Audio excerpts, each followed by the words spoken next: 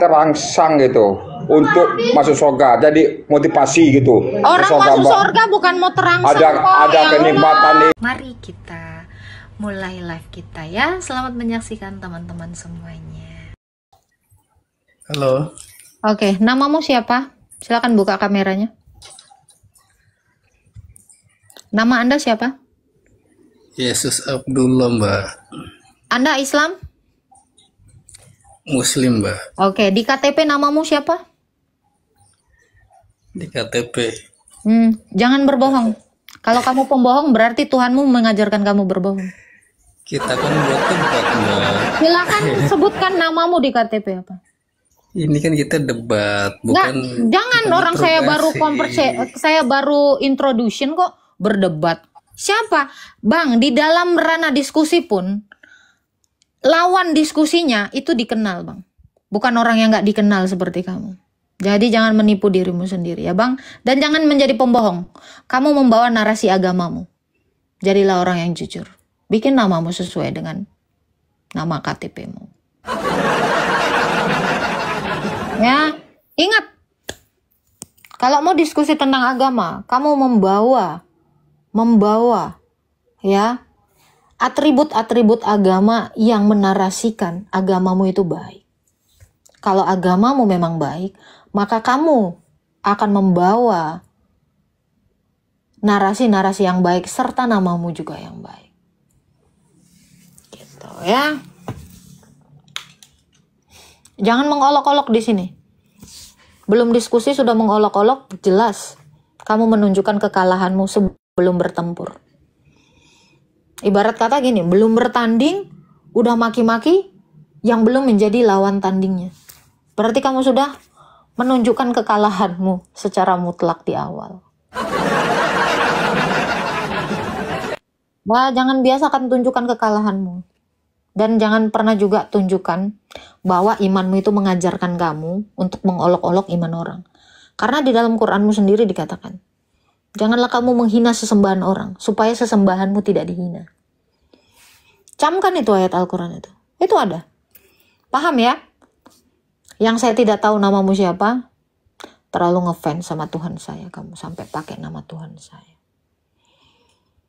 Memalukan. Ganti dulu namamu itu, udah lama itu namamu. Aku mau bertanya tentang Trinitas, Kak.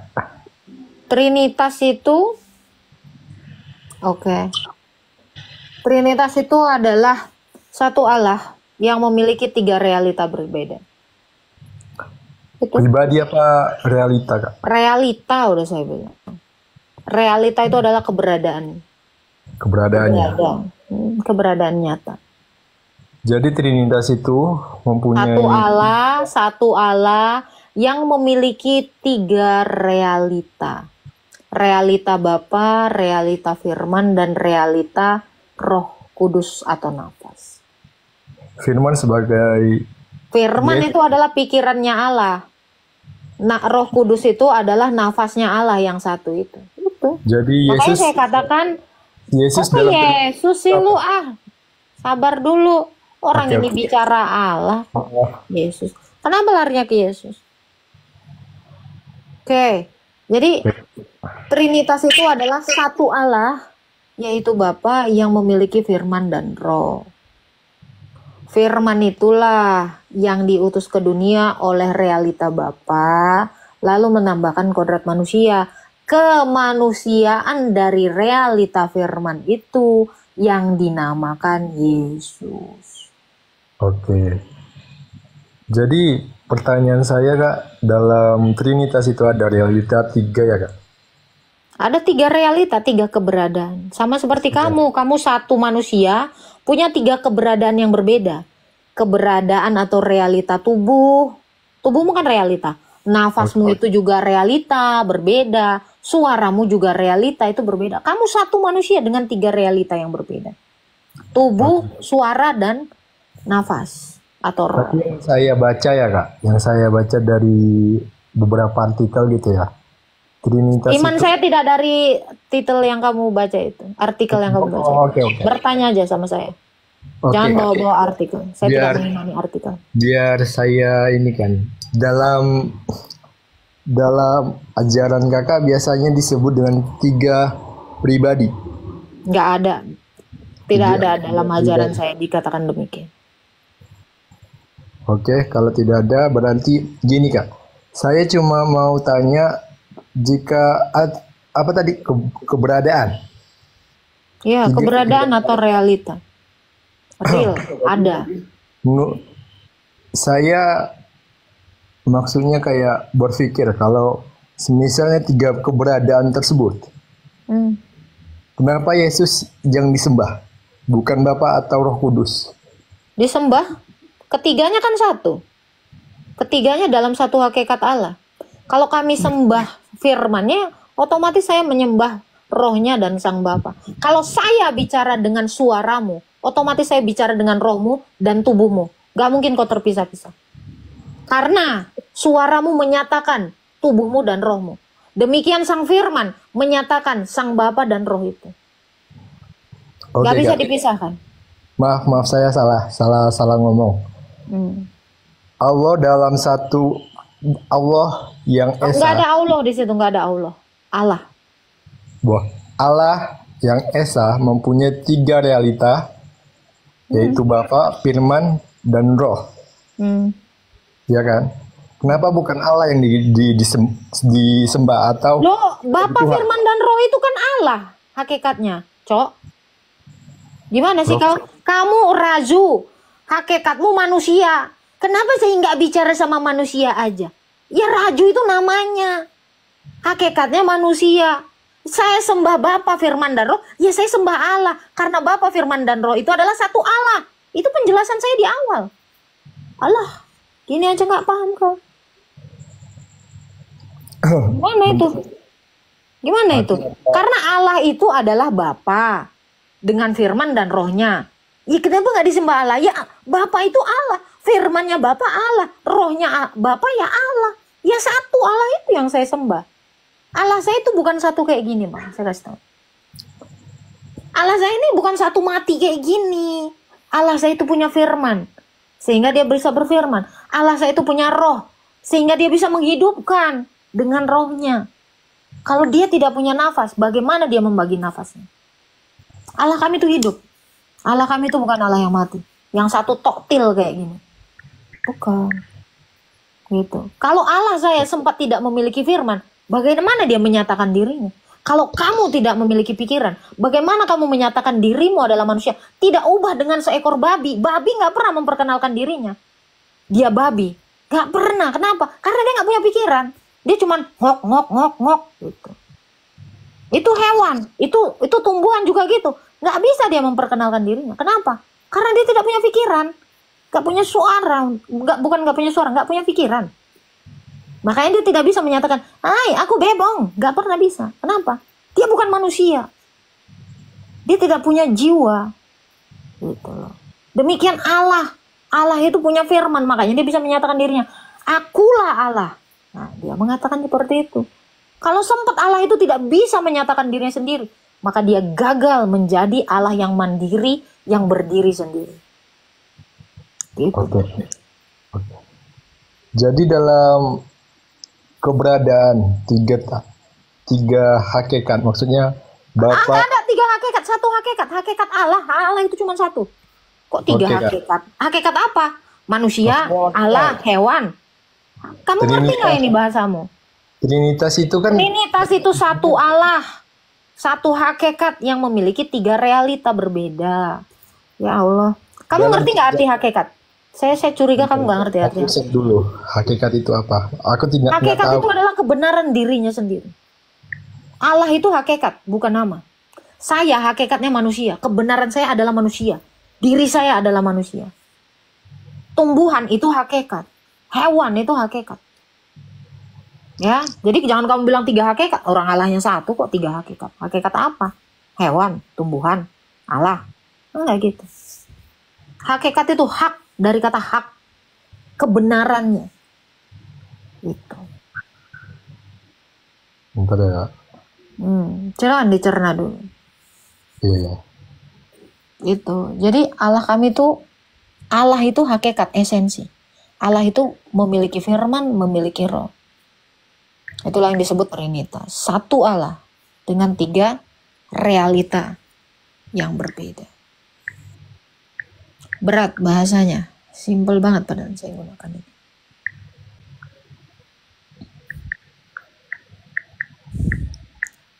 Ada lagi yang mau ditanya, Bang? Oh, tentang oh, aku pernah dengar Kak, realita dari Bapak itu mempunyai, maksudnya kayak mempunyai keberadaan, bukan keberadaan sih Kak, tapi kayak dia punya pekerjaan untuk menciptakan langit dan bumi dan segala isinya. Saya pernah dengar gitulah Kak. Allah menciptakan itu, Allah Bukan mencipta. Bapak. Iya, Dalam- Allah itu yaitu Bapa. Dia mencipta dengan firman dan dengan rohnya. Makanya saya bilang, kalau dia tidak punya firman, bagaimana dia mengatakan, jadilah terang. Kan dia harus berfirman. Dengan firman lah dia makanya menjadikan terang. Lalu, baiklah tanah menumbuhkan. Nah, berarti roh itu yang memberi hidup. Makanya ketika dalam penciptaan, Allah itu melingkupi, rohnya itu melingkupi bumi ini. Supaya ketika dia berfirman, roh yang sudah melingkupi bumi ini, ya, tinggal dia perintahkan aja, maka hiduplah ikan-ikan di air. Makanya kenapa di air itu ada udara. Udara itu adalah nafas dari Allah. Makanya kenapa di tanah itu ada udara. Itu adalah nafasnya Allah. Makanya dia hanya berkata kan, baiklah tanah mengeluarkan tunas-tunas dari pohon-pohon yang berbiji. Nah itu. Begitu. Jadi cara kerja Allah itu dengan berfirman dan dengan rohnya. Dengan firman dan dengan roh, Allah itu menjadikan langit dan bumi segala isinya. Bahkan sampai kepada manusia. Manusia itu dibentuknya dari tanah. Lalu ditiupkannya nafas. Maka hiduplah Adam. Manusia. Aku pernah dengar juga Kak, salah ini dari Bapak ya. Allah Bapak atau Bapak lah. Allah Bapak, nggak ada Allah Bapak. Maksudnya Allah Bapak atau Bapak lah. Ya, Bapak. Dia adalah sumber dari firman, segala firman. Bukan, dia adalah sumber dari segala sesuatu. 1 Korintus 8 ayat 6. Namun bagi kita hanya ada satu Allah saja, yaitu Bapa, yang daripadanya berasal segala sesuatu. Jadi baik firman maupun roh itu berasal dari dia, karena hakikatnya adalah Allah. Bentar ya Kak, aku lagi ada cari Oke. ayat ya gitulah. Oke. Maksudnya dari Coba saya tanya balik biar kamu bisa merefleksikan ini juga dalam iman. Bagaimana dengan Allahmu yang satu? Apakah Allahmu yang satu punya firman? Dia tidak punya bapak, dia tidak punya ibu. Saya tidak tanya itu, fokus. Saya tanya kepada Allahmu yang satu, yang Esa. Apakah dia memiliki firman? Dia memiliki firman Kak. Oke, apakah dia memiliki roh? Dia tidak memiliki roh. Mati, Dia kalau adalah gitu. entitas yang aku tidak bisa bilang kayak mana ya Kak. Dia tidak berbentuk apa-apa gitu Kak. Saya tidak tanya bentuk. Saya cuma tanya apakah dia memiliki roh atau nafas. Tidak. Dia tidak bernafas Kak. Kalau dia tidak punya nafas, lalu bagaimana cara dia memberikan nafas kepada Adam? Bagaimana dia memberikan roh kepada Adam? Dengan cara seperti apa secara logiknya? Secara logik Kak. Mungkin nggak saya memberikan permen kepada kamu kalau saya tidak punya permen? Secara logik, kalau secara logik Tuhan Secara katakan, logiknya gitu. Mungkin tidak saya memberi sesuatu kepadamu, tapi saya nggak punya sesuatu itu. oh saya ngerti. Oke, jadi bagaimana Allahmu itu memberi nafas kepada Adam? Bagaimana Allahmu itu memberikan roh kepada Adam kalau dia tidak memiliki roh? Dia tidak punya roh, tapi dia memiliki hakikat untuk Punya dengan memiliki kan sama, Bang. Hah? Punya dengan memiliki. Dia tidak punya roh, dia nggak punya bentuk dan segala macamnya. Saya Tapi tidak tanya bentuk.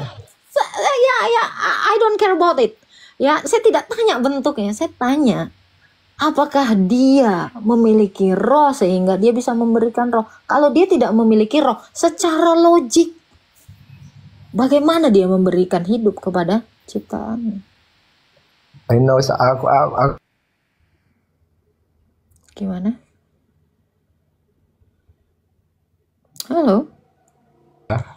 Suaranya Itu hilang. dia tidak punya bentuk. Oh. Jelas Kak? Jelas Kak suara saya? I don't care about bentuk shape-nya seperti apa. Saya tidak mempertanyakan itu, bro. Saya tidak tanya itu. Oke, bicara tentang firman. Apakah dia memiliki firman? Mungkin kamu stuck di roh karena kamu tidak mengerti. Apakah dia memiliki firman? Memiliki firman Kak? Oke. Apakah firmannya itu berasal dari Allah itu? Ya berasal dari Allah itu ya Kak. Apakah firman itu hakikatnya Allah? Ya pasti lah Kak. Apakah firman Dia sama dengan Allah? Apa Kak? Apakah firman sama dengan Allah? Dia menurunkan Saya firman-Nya. tidak tanya itu. Apakah firman sama dengan Allah? Apakah firman sama dengan Allah? Bentar ya Kak. Aku maaf, aku kurang ngerti dalam apa itu firman Kak. Duh. Tapi aku ngerti maksudnya firman itu adalah perkataan atau Oke. Apakah perkataan Allah sama dengan esensi dari Allah itu? sama. Sama. Oke. Sekarang saya tanya. Berarti firman ini hakikatnya Allah ya? Iya, itu yang diturunkan dari Iya. perkataan. Oke, siap. Al-Quran itu apakah firmannya Allah? Iya, Berarti Itu Al-Quran adalah Allah? itu bukan Allah sih Kak. Itu adalah perkataannya dia, Ya, bukan Allah. perkataan Allah tadi kamu bilang hakikatnya Allah. Apakah Quran adalah Allah? Itu adalah perkataan atau ajaran yang Iya, diberikan. tadi kamu kan tadi saya sudah tahu. Tadi kamu katakan kan, perkataan Allah itu hakikatnya Allah. Iya kan? Atau kamu mau rubah jawaban? Silakan. Bentar ya Kak. Aku memang ngerti apa yang maksud Kakak, tapi aku ngeblank aja. Oke. Saya tanya kamu ya. Suara kamu sama nggak dengan badan kamu? Hah? Suara kamu sama nggak dengan badan kamu? Suaraku kalau lembut sama mungkin ya di sini. Tapi mungkin Suara Kalau kamu kakak sama nggak jangan- dengan badanmu? Saya tanya itu. Tapi kalau Kakak tatap langsung atau bertatapan langsung sama aku, Saya nggak Kakak- tanya itu. Suaramu ini kan gelombang frekuensi yang saya tangkap dengan telinga saya. hah? Apakah suaramu ini sama dengan tubuhmu? Apakah suaraku itu sama dengan tubuhku? Iya, esensimu kan tadi adalah manusia kan? Oke. Oke. Apakah suaramu sama dengan badanmu? Coba kamu tepuk dengan suaramu itu sama nggak? Sama. Keberadaannya. Allahu Akbar.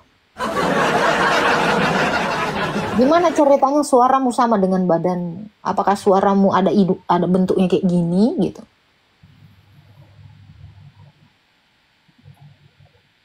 Oke.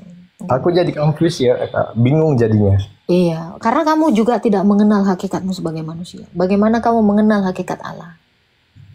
Tapi itu tadi, ketika kamu berstatement, apakah perkataan Allah adalah Allah? Maka pertanyaan saya selanjutnya adalah, apakah Quran yang adalah firman Allah atau perkataan Allah itu adalah Allah? Apa Kak? Aku tadi lagi nyarinya nih Kak. Saya ulang sekali lagi. Oke, jaringannya mungkin ya. Iya Kak, tadi kurang fokus aja. Oke, konsentrasi, dengarkan. Oke, apakah Allah memiliki firman? Itu pertanyaan saya yang pertama. Ada. Ya, apakah firman Allah sama dengan Allah? Tadi kamu jawab sama. Sekarang mungkin mau berubah tidak? Bentar Kak. Sama. Oke, sama. Quran itu adalah firman Allah, setuju? Setuju. Apakah firman Allah yang adalah Quran itu adalah Allah? Perkataannya Allah. Iya, perkataannya Allah sama nggak dengan Allah?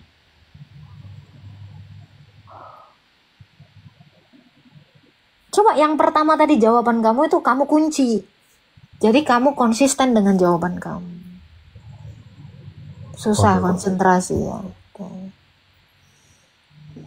Oke lah, kamu bertanya aja lah. Mungkin kamu Nggak Iya, begitu. aku kan mau bertanya Kak di sini, bukan Nah, mau maksud jadi. saya mempertanyakan ini, jadi adalah tujuannya mengcompare dari jawaban saya. Kamu compare terhadap imanmu. Apakah karena kamu kan mempertanyakan Allahnya orang, sementara kamu tidak mengenal Allahmu. Wajar tidak seseorang mempertanyakan iman orang sementara dia tidak memahami imannya? Wajar Kak, wajar. Tidak wajar. Kamu harusnya berkutat dulu dengan imanmu, baru kamu mempertanyakan iman orang, sehingga kamu boleh mengcompare itu menjadi suatu pembeda dan pembelajaran bagi kamu. Makanya banyak orang mengolok-olok iman orang lain sementara dia tidak mengenal iman. Andai dia sudah mengenal hakikat Allahnya, barulah dia boleh mempertanyakan hakikat Allahnya orang. Itu maksud saya. Oke Kak, paham. Jadi berarti bahkan kamu aja tidak mengerti hakikat manusia. aku konfusi dalam perjanjian lama Kak. Boleh saya tanyakan? Boleh, silakan. Dalam perjanjian lama itu ada Tuhan Yahweh. Tidak Ya. ada konteksnya seperti itu. Di perjanjian lama nggak ada. Tidak ada tulisan seperti itu. Tidak ada. Tidak ada.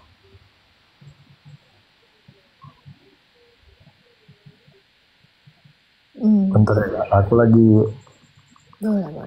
ngambil ayat gitu ya. Silakan. Pakai teks bahasa Indonesia aja, karena saya menjelaskan juga pakai bahasa Indonesia.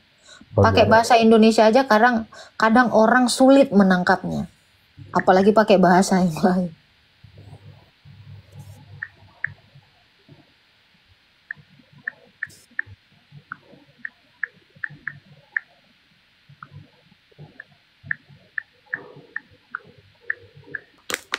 Ada yang mau ditanya, Bang?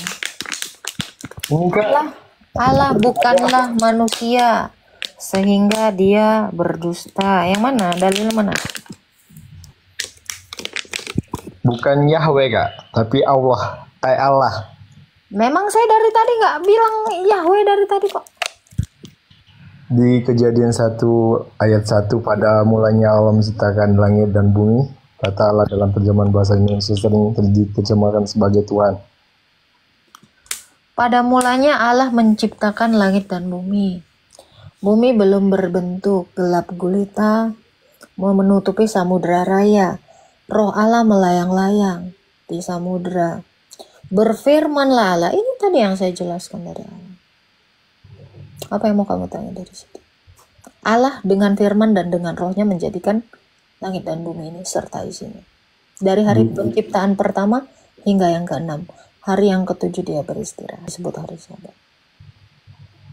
Di Ulangan 6 ayat 4 juga, dengarkanlah hai orang Israel, Tuhan Allah kita, Tuhan itu Esa. Tuhan itu Allah kita, Tuhan itu Esa. Itu kata yang tepat.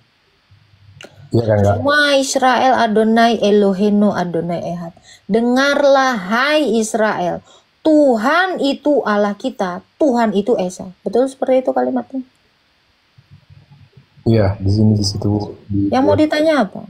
Ulangan 6 ayat 4 itu. Jadi dalam hakikat Allah itu Esa Kak, yang punya 3 trinitas Dalam hakikat Allah itu Esa. Dalam esensinya Allah itu satu. Ya. Allah itu memang satu. Lalu? Jadi kenapa bukan Allah yang disembah oleh Kristiani? Nah itu yang kami sembah tadi. Allah yaitu Bapa yang memiliki firman dan roh. Allah saya kan udah saya bilang, Allah saya tidak Allah yang bisu. Makanya dia punya firman. Allah saya bukan Allah yang mati kayak gini. Makanya dia punya roh. Allah Tritunggal itu yang kami sembah. Allah yang satu. Disebutnya Bapa. Bapa itu punya firman. Makanya dia bisa berfirman. Bapa itu punya roh. Makanya dia bisa menghidupkan. Itu Allah kami yang satu. Allah kami yang satu itu. Dari tadi ini penjelasannya mutar. Penjelasannya gini Kak, aku bingungnya kenapa bukan Bapak yang disembah tapi bukan roh. Dari yang tadi saya sudah jawab. Kalau saya bicara dengan suaramu, saya sudah berbicara dengan badanmu dan juga dengan rohmu, Cok. Coba sekarang saya tanya kamu. Kalau saya dengar. Karena Kamu dia bisa nggak? berbentuk manusia, makanya kakak sembah gitu ya. Dengar. Kalau kamu cuman tubuh toh, nggak ada roh dan nggak ada pikirannya, bisa nggak saya ngobrol sama kamu? Tidak. Allah saya, tidak mungkin saya sembah cuman Bapak tok. Pasti firman yang di dalamnya juga saya sembah. Karena itu udah di dalam. Rohnya juga saya sembah, Dek. Ya Allah. Dengar. Hakikat manusia aja memiliki 3 realita berbeda. Allah kami juga dia memiliki 3 realita berbeda. Itulah yang disebut Bapa. Bapa itulah Allah kami. Bapa itu nggak bisu, makanya dia punya firman. Bapa itu nggak mati, makanya dia punya roh. Jadi kalau kami menyembah Sang Firman yaitu Yesus, kami menyembah otomatis Sang Bapa dan Roh itu. Ya udah, oke. Makasih ya Bang. Ini saya berputar. Oke, Pak. Oke, Kak. Berarti harus saya ngerti. Udah, berarti kamu memang dari tadi nggak nangkal. Balik ke Ulangan 6 ayat 4, balik ke Kejadian 1 ayat 1 sampai 3. Oon tetap oon, susah memang ya. Bahasa sesimpel ini kamu nggak nangkep, gimana lagi aku menjelaskannya? IQ-nya berapa, Dek? Ya Allah. Kenapa kami nggak menyembah Bapa? Kami menyembah Bapa, kami menyembah Allah Tritunggal. Makanya kami menyebutnya Tritunggal Maha Kudus. Kalau kami menyembah Sang Firman, kami otomatis menyembah Sang Bapa. Karena Firman itu di dalam Bapa. Bapa itu di dalam Firman. Aku di dalam Bapa, Bapa di dalam aku. Demikian juga roh berasal dari Sang Bapa. Itu tadi saya bilang, saya bicara dengan suaramu loh. Kenapa saya nggak bicara sama badanmu aja? Nggak bisa. Karena yang menyatakan badanmu, itu suaramu. Demikian Sang Firman. Kenapa Sang Firman itu yang kami sembah? Ya karena dia di dalam diri Bapa yang menyatakan diri Bapa yang nggak kelihatan. Yohanes 1 ayat 18. Ih, capek aku. Apa kenikmatan surga, Mbak? Menyembah Allah. Kenikmatan. Menyembah Karena kita, Allah. kalau dalam Muslim gini, dia Aku mau nggak tertarik. Aku nggak tertarik surga kau. Mau dalam Muslim ya suka kau. Aku nggak tertarik, Pak. Udah. Kenikmatan di surga kami menyembah Allah. Kalau mau kau bilang surgamu, aku nggak suka, nggak tertarik, aku terkontaminasi. Nggak suka kami.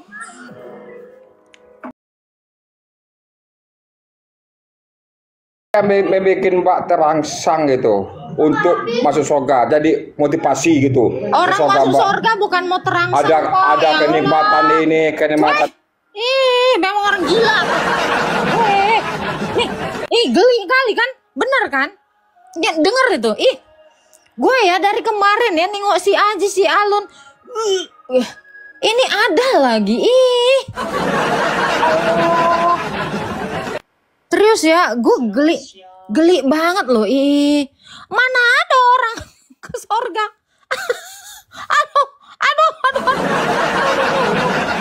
Aduh Tuhan, masa ke surga kok pakai rangsangan? Aduh ya Allah, nih Pak, BPJS-nya diurus Pak. Ya, diurus dulu BPJS-nya Pak. Lumayan lah bikin konten. Tapi gue, ya Allah, gue dari kemarin pusing loh. Serius, geli banget loh. Buka kamera Pak, bicaranya yang normal aja Pak. Ini nggak normal kali kok Pak. Oke.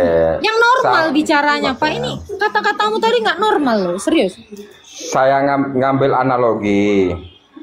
Nggak usah Misalnya, nggak, tapi walaupun ngambil analogi Pak, bicaranya itu yang normal, yang bermoral, yang beradab gitu Pak.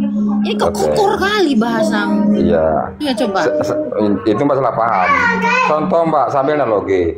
Kalau Anda kerja selama Bentar Bapak, bentar. Bapak ini Islam? Aduh, pasti dong. Apa agama apa? Bapak agama apa? Islam dong. Oke, silakan. Apa nanya ada baik. Gini Mbak, contoh analogi. Kamu kalau kerja di setahun nanti saya kasih bonus. Jadi jalan kita ke pantai, ke luar kota, kemana. Itu bikin kita semangat kerja. Ya kan? Kalau Mbak di surga itu apa kenikmatan yang Mbak apakan, apa kenikmatan dijanjikan bikin Mbak semangat untuk ibadah, untuk taat, karena Allah menjadikan surga, apa kenikmatannya itu masuk dulu Mbak. Sorga nih saya kasih tahu definisi sorga ya. Sorga itu menyatunya manusia dengan Allah. Jadi apa yang membuat saya sangat-sangat ingin sekali masuk surga, yaitu kedamaian, hidup damai tanpa dosa. Itulah motivasi saya, adalah hidup damai, sukacita, tanpa ada kematian, tanpa ada kesakitan, tanpa ada iri, dengki, dosa. Nah, itu yang memotivasi saya. Oke, sekarang Mbak tidak damai kah? Mana ada damai? Tiba-tiba saya di-banned. Nengok muka kau aja aku nggak damai. Ya, lebih ke jijik Pak. Kalau damai itu nggak ada kata jijik ya. Ya. Saya nggak damai, memang nengok muka Bapak aja saya nggak damai Pak. Banyak-banyak istighfar Mbak. Istighfar. Kalau pengen damai istighfar, astagfirullah, astagfirullah, astagfirullah. Biar hati kita tenang. Ada lagi mau ditanya Pak? Oh, berarti cuma Mbak mencari kenikmatan, janji surga cuma damai aja gitu ya. Hidup kekal itu tidak terbayar oleh apapun.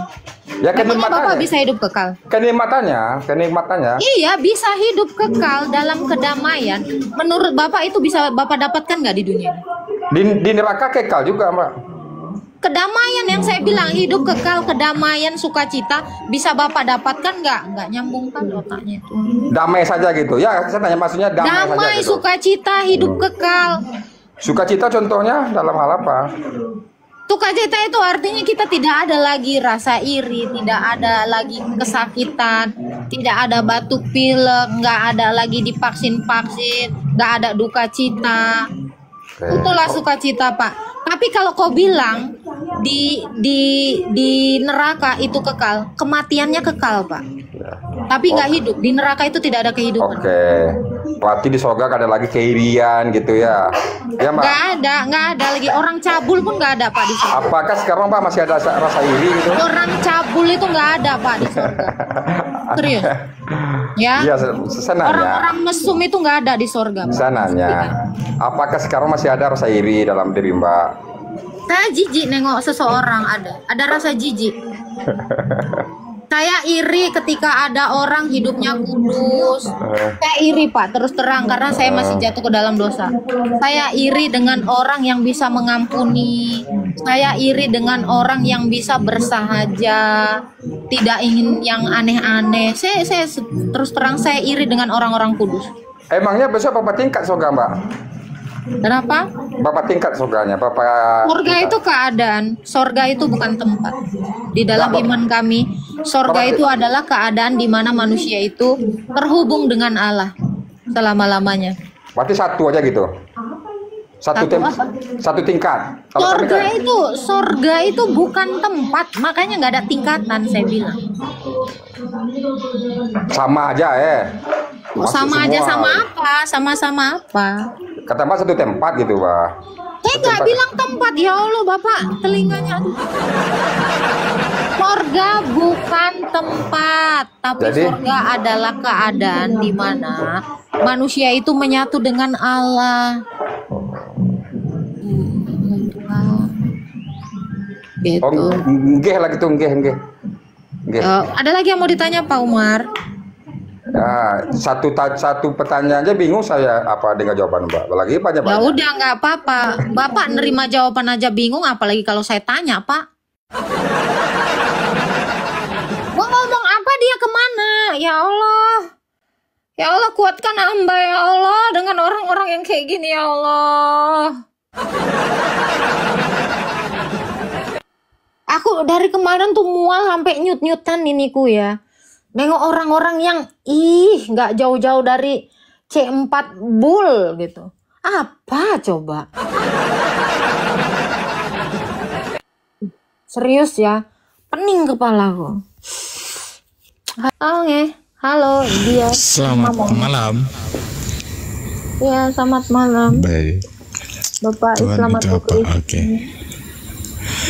Temanya ini Tuhan itu apa? Oke, coba menurut host gimana itu Tuhan itu apa?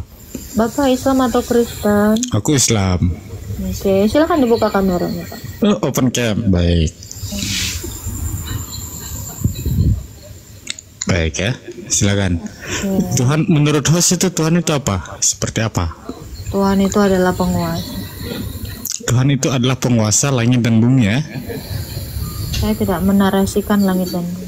Loh, Jangan ditambah. berarti Tuhan itu bukan penguasa langit dan bumi. Tuhan itu penguasa. Saya tadi jawab Oh, sampai. penguasa saja. Anda, menurut Anda Tuhan itu apa? Oke, berarti Yesus salah nih ketika Yesus itu berkata, pada waktu itu berkatalah Yesus, aku bersyukur kepadamu Bapa, Tuhan langit dan bumi. Itu Bapak itu ketika Yesus menyebut Bapak Tuhan itu apa dia penguasa, apa dia gimana tuh? Kita dengarkan baik-baik. Aku bersyukur kepadamu Bapa. Tuhan itu definisinya adalah penguasa. Penguasa langit dan bumi. Kalau dikatakan Tuhan itu artinya penguasa langit dan bumi, berarti Yesus bilang ini, aku bersyukur kepadamu Bapa, penguasa langit dan bumi. Gak gitu kan? Botolnya. Ya toh? Bang, Makanya itu kan Tuhan- tertulis kan? Ini Bang, Abang Oke. tahu arti Tuhan? Oke. Penguasa saya bilang. Penguasa Makanya saja. Yesus nggak mubazir kata. Makanya berarti- dia mengatakan, dengar dulu, bisa mendengarkan? Oke, Toa? silakan. Oke. Makanya Yesus nggak mubazir kata. Makanya dia mengatakan, aku bersyukur kepadamu ya Bapa. Tuhan diganti penguasa karena artinya Tuhan ada penguasa, makanya ada langit dan bumi. Oke, Kalau berarti dirubah dikatakan- itu. Sabar. Anda ngerti bahasa Indonesia nggak? Oh, berarti salah itu berarti.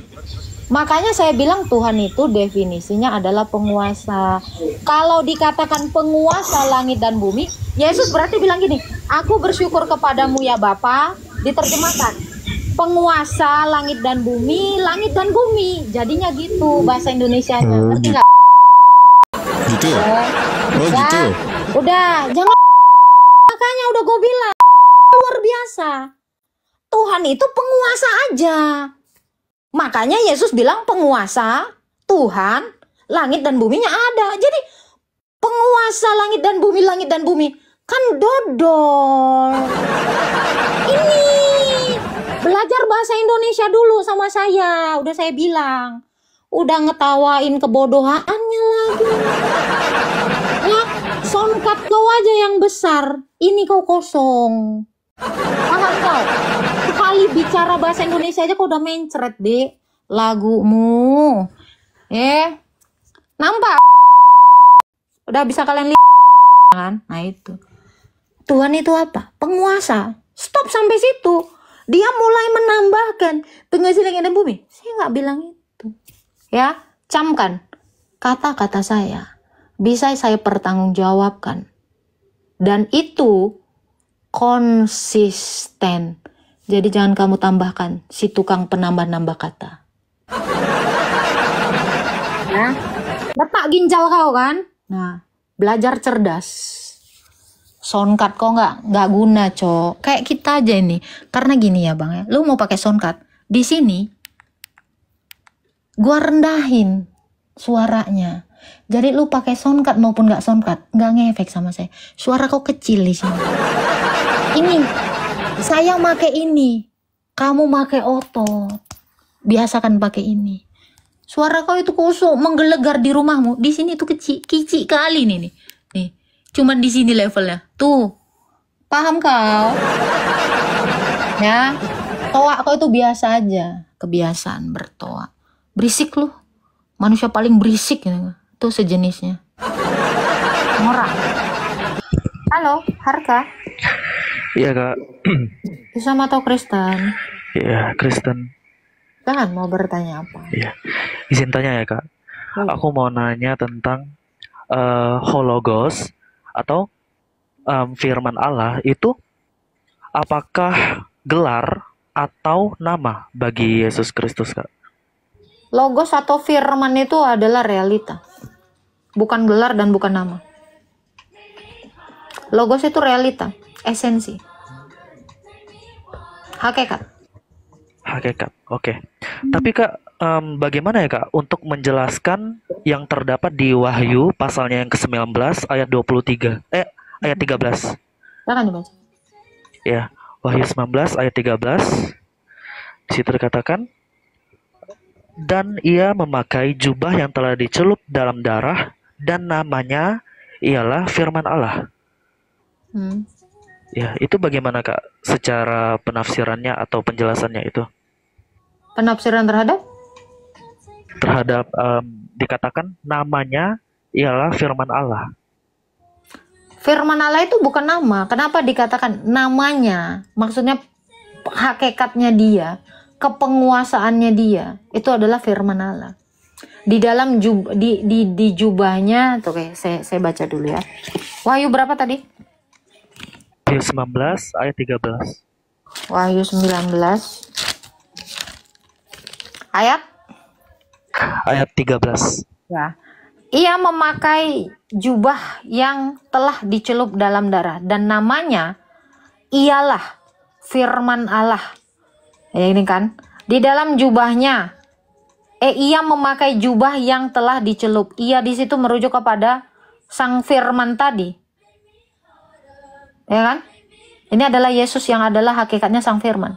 Makanya di jubahnya namanya ialah firman Allah, merujuk kepada dianya itu adalah Allah, firman Allah.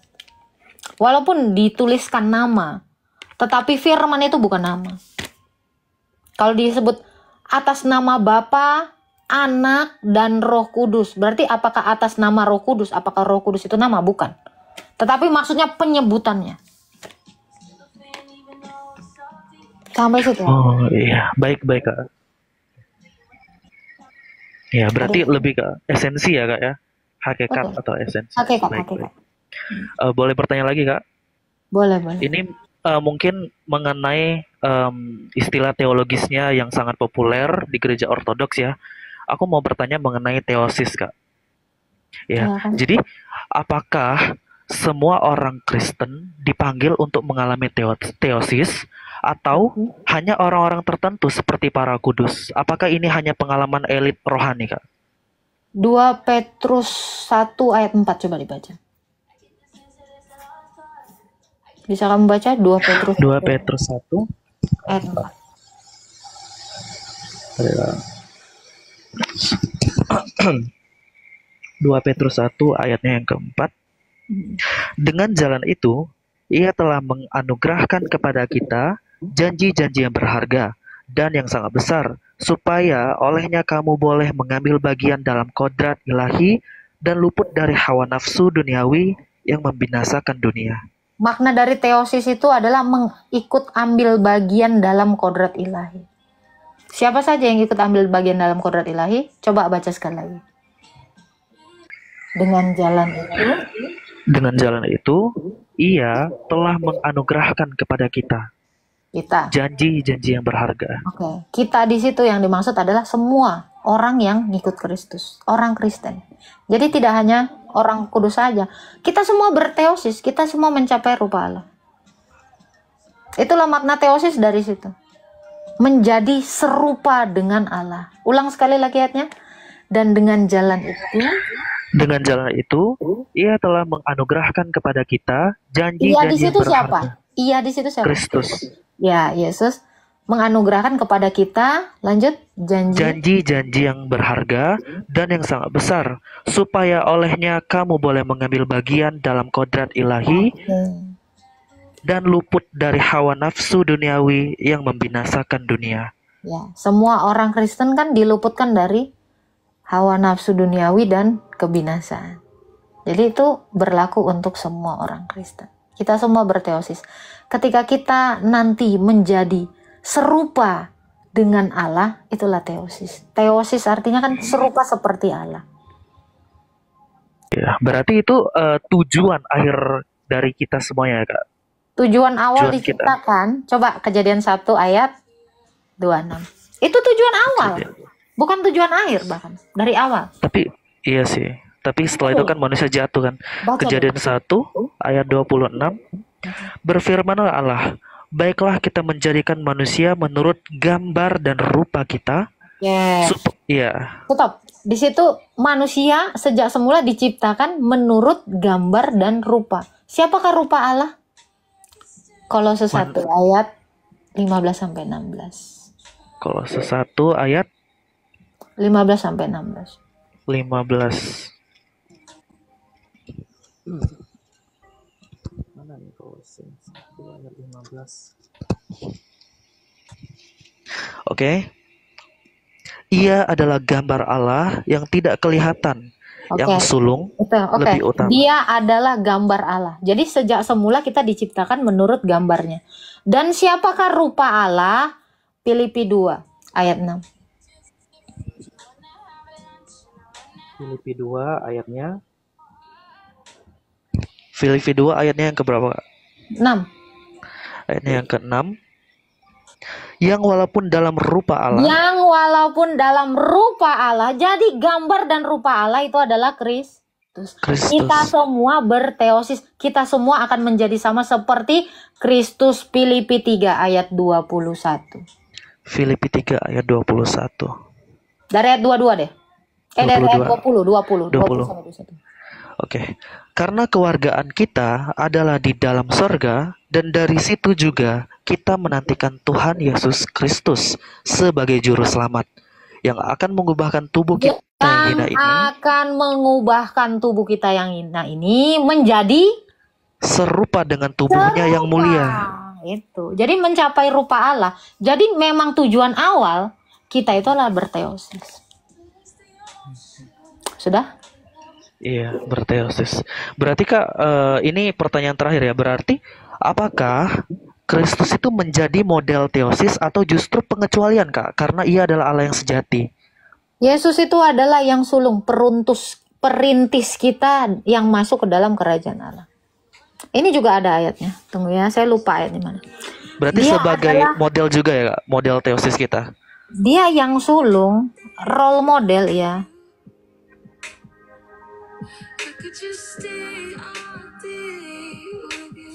Nah ini. Kolose 1 tadi ayat 15 dikatakan. Ya kan? Ia adalah gambar rupa Allah yang tidak kelihatan, yang apa dikatakan? Sulung. Yang sulung. Nah. Ini ya. Telah masuk menjadi perintis kita. Oke, kamu bisa baca Ibrani 6 ayat 20. Ibrani 6 ayat 20, baik. Oke. Di mana Yesus telah masuk sebagai perintis bagi kita ketika ia menurut peraturan Melkisedek menjadi imam besar sampai selama-lamanya. Dia menjadi perintis kita yang duluan masuk di sorga. Jadi Yesus itu adalah perintis kita. Dia adalah yang sulung. Bisa dikatakan dia adalah saudara kita yang paling tua atau kakak kita, tapi jangan kita sebut seperti demikian karena dia yang dikatakan yang paling sulung dari kemanusiaan itu. Jadi yang sulung awalnya tadi ini adalah Adam, betul? Iya. Ya. Namun Adam gagal dan Kristus padahal yang terakhir malah dia yang menjadi yang sulung, mendahului Adam masuk ke dalam kerajaan Allah. Dialah perintis kita. Gitu. Ada lagi yang mau ditanyakan? Baik Kak, berarti yang aku ketahuin itu dalam pandangan gereja ortodoks yang aku pelajari itu kan ada tangga apa ya? Pendakian. Pendakian ilahi ya Kak ya? Atau iman gitu. Tangga pendakian iman itu kan yang pertama tentang pertobatan sejati, terus juga berlanjut ke penyangkalan diri, terus juga terakhir itu kan berteosis ya Kak. Nah, berteosis itulah mencapai rupa Allah tadi. Iya. Jadi Kak, apakah dari awalnya itu pertobatan sejati itu harus selalu disertai perubahan perilaku secara drastis? Atau jika seseorang percaya kepada Kristus namun tidak langsung berubah secara nyata, apakah pertobatannya sah? Bagaimana mungkin namanya diperbaharui langsung drastis? Kita semua yang dibaptis, kita yang semua disatukan dalam Kristus, itu seperti tangga yang kamu bilang. Mungkin nggak orang naik tangga sekali satu tangga tahap langsung ke surga? Tidak mungkin. Oh itu. Makanya setiap orang yang percaya kepada Kristus ya, dia harus melampaui tangga-tangga pendakian tadi. Berarti adakah orang yang ketika menerima Kristus langsung berubah 180 derajat? Gak ada. Semua orang mengalami jatuh bangun. Makanya perlu yang namanya pertobatan yang dalam. Perlu yang namanya menyalibkan daging. Atau matikanlah kedaginganmu. Kan gitu disuruh Yesus. Salibkanlah kedaginganmu. Apakah waktu Yesus disalib, apakah langsung tiba-tiba empat-empatnya tersalib? Kaki, tangannya. Satu-satu kan? Iya, satu-satu. Kita pun menyalibkan kedagingan kita tuh satu persatu. Seperti itu. Jadi ada step by stepnya. Sama seperti Kristus. Ketika dia mengambil rupa manusia, apakah dia langsung besar begitu dilahirkan 1 hari sama Maria? Dia melewati step-step itu, betul nggak? Dia dikandung dulu, dilahirkan kecil, remaja, dewasa, dan mencapai tujuan Allah itu, menghapus dosa itu, sampai kepada tahap itu. Ibrani 1 ayat 3. Oh gitu. Ya. Tapi yang menurut ini ya, maksud aku tuh yang benar-benar apa ya, teladan dalam pertobatan sejati itu menurut aku Rasul Paulus sih, Kak. Karena pertobatannya itu benar-benar radikal. Ya kan, Kak, istilahnya itu kan. Tapi kebanyakan semua orang seperti Petrus. Iya, betul. Percaya, kadang menyangkal, jatuh ke dalam dosa. Tidak ada, bahkan sangat minim sekali yang seperti Rasul Paulus. Dia benar-benar berusaha keras. Itulah yang disebut pertobatan yang sangat dalam. Makanya kenapa Rasul Paulus itu selalu mengatakan, aku yang paling berdosa di antara semua orang. Dan aku yang paling banyak bekerja keras. Karena penyesalan dia akan perlakuannya terhadap gereja dulu. Menganiaya gereja itu sangat luar biasa. Kamu bisa baca di dalam Kisah Para Rasul 9 kan, bagaimana dia membantai Stefanus itu, bahkan mati di tangannya.